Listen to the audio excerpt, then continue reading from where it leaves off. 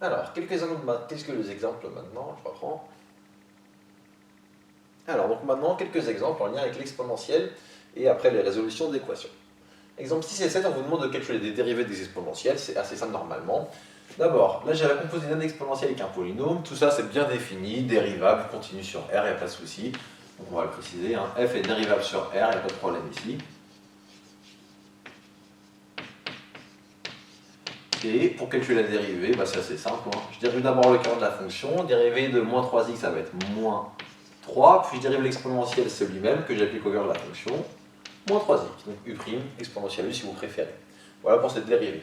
Ici, bah, c'est grosso modo pareil, j'ai un cosinus qui est bien dérivable partout, un polynôme c'est bien dérivable partout, un exponentiel c'est bien dérivable partout. Donc je peux dire que f est dérivable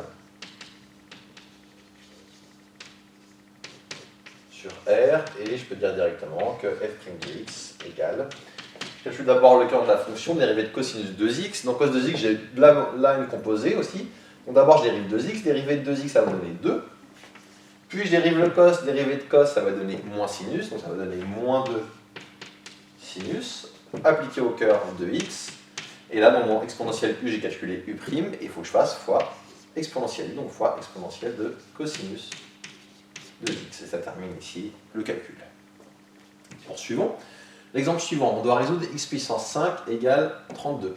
Pour résoudre x puissance 5 égale 32, bah, la méthode pour virer une puissance 5, c'est de prendre les racines énièmes, et donc ici la puissance 1 sur 5. Ça fait x égale 32 puissance 1 sur 5. D'accord? Bon, là pour le coup ça se calcule, ça fait 2, mais en général ça ne se calcule pas comme ça de tête. Ça fait 2 parce que je sais que 2 puissance 5 ça fait 32. Mais si on ne sait pas, on ne peut pas le calculer facilement comme ça. Mais de façon générale, c'est ça l'idée. Quand vous devez résoudre ce genre d'équation, il faut passer à la puissance 1 sur 5. Venons ici, 3 puissance x égale 2. Alors là, ce qui change, c'est que ma variable, elle est comme ça en exposant. Comment je fais quand j'ai une variable qui est en exposant? Bah, l'idée, c'est de passer au logarithme de népérien. Pourquoi? Parce que, bon, on va l'écrire déjà, ça c'est pareil que dire ln de 3 puissance x égale ln de 2. Pourquoi je fais ça? Parce que ln de 3 puissance x, je peux dire que c'est x ln de 3.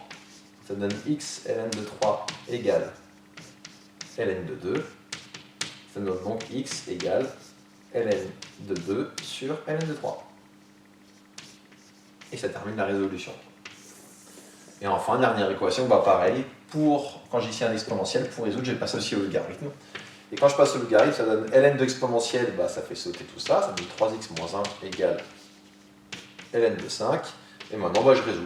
Pour résoudre 3x moins 1, il faut que j'isole. Pour résoudre cette équation, il faut que j'isole mon x. Ça fait x égale ln de 5 plus 1, et le tout divisé par 3. Donc voilà pour ces petits exemples qui étaient somme toute assez rapides. Donc, je vous rappelle, bien être capable de dériver, c'est primordial pour vous, vous devez absolument savoir dériver sans problème.